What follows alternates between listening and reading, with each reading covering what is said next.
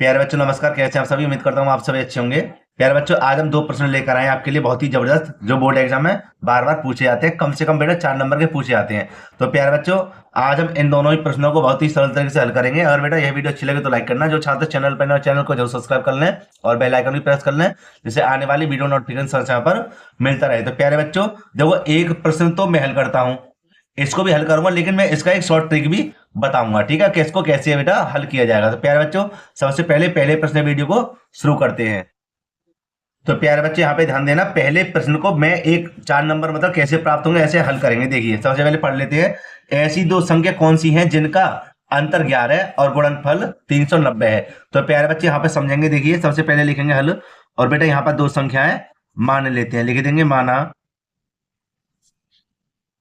पहली संख्या, माना पहली संख्या बराबर x, दूसरी संख्या बराबर y। ठीक है, ध्यान रखना कि इन्हीं के आधार पर प्रश्न आपको जरूर पूछा जाएगा, मैं फिर से कहता हूं।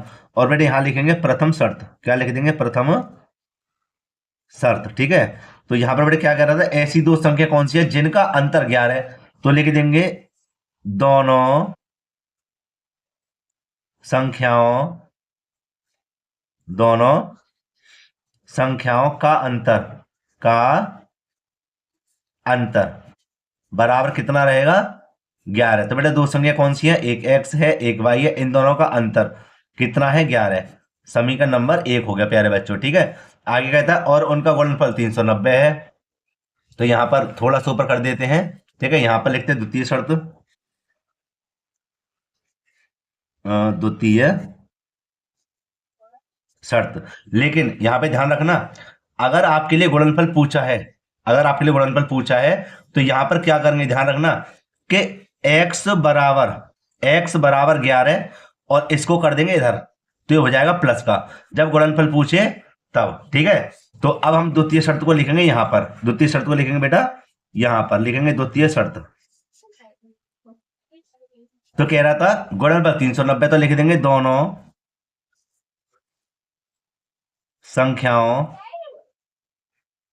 संख्याओं का गुणनफल, का गुणनफल बराबर 390 बेटे। ठीक है, ऊपर कर देते हैं। तो देखो दो संख्या हमारे पास कौन सी हैं, दो संख्याएं हैं हमारे पास, एक x एक y, इनका गुणनफल कितना है? 390 है। ठीक है, तो यहां पर गुणा कर देंगे x y बराबर 390, समीकरण नंबर 2।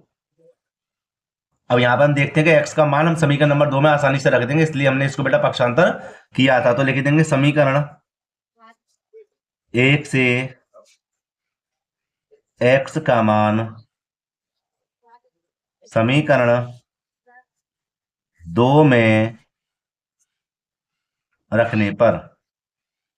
तो प्यारे बच्चे यहां पर हम देखेंगे क्या कि समीकरण 2 हमारा कौन सा है, x इंटू वाई बराबर 390, और x का मान क्या हमारे पास 11 प्लस के y, और y हमारा ये रहा बराबर 390।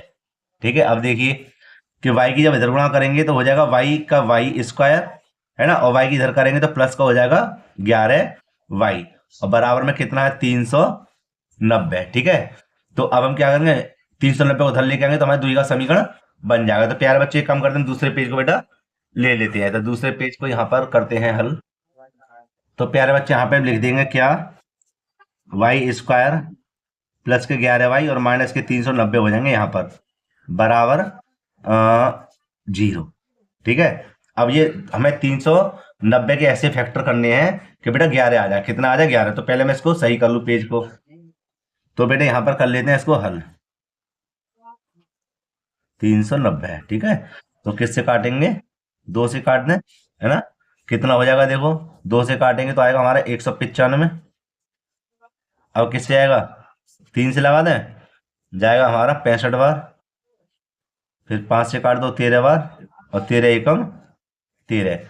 तो यहाँ देखो ये हो जाएगा हमारा कितना, 5 या 15, 13 दूनी 26, 26 में से 15 आएंगे तो कितने बचेंगे? 11 बचेंगे ना भाई। 13 दूनी 26, 26 में से 15 हटा दो 11 बचेंगे। तो देखो कैसे लिखेंगे, वाई स्क्वायर प्लस के लिख देंगे यहाँ पर कितने, 26 ज्यादा लेंगे, है ना, 26y, और माइनस के लेंगे कितने, 15 भाई यहाँ पर माइनस के 390 बराबर 0।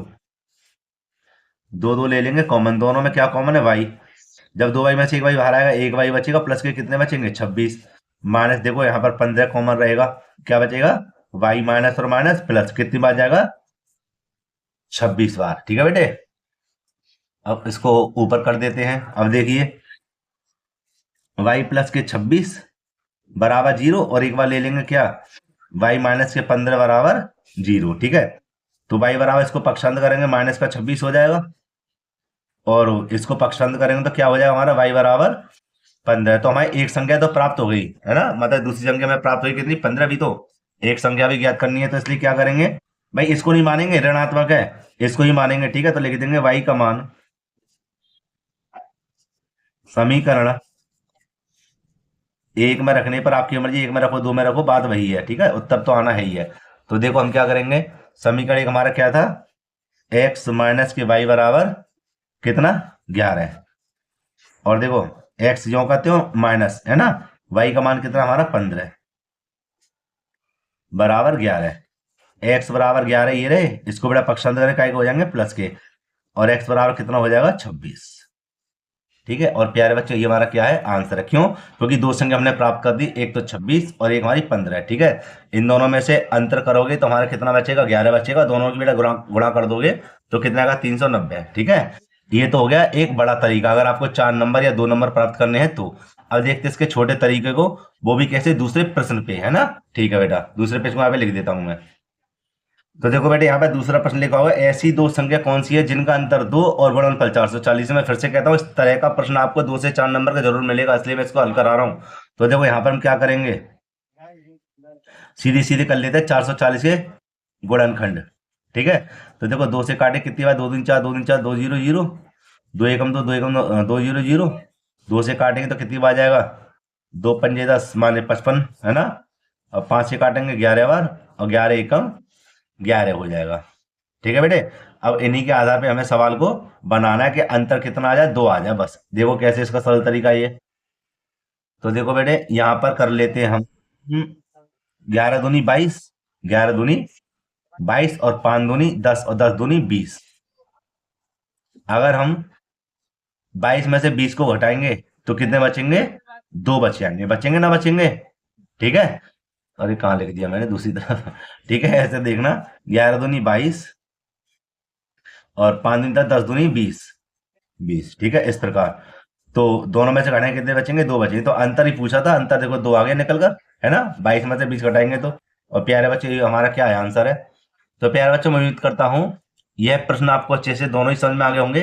क्यों, क्योंकि मैंने समझा इसी प्रकार है। सबसे पहली बात तो यहाँ पे सुनिए, अगर एक नंबर में प्रश्न आ जाए तो आपको इस प्रकार हल करके हल कर देना है। ठीक है, उत्तर सही हो जाए। अगर आपसे 2 और 4 नंबर के बारे में पूछे तो आप फिर उसको इस तरीके से हल करना है जैसे मैंने यहाँ पर इसको समझाया है। ठीक है, अच्छे अच्छे साफ साफ लिखकर।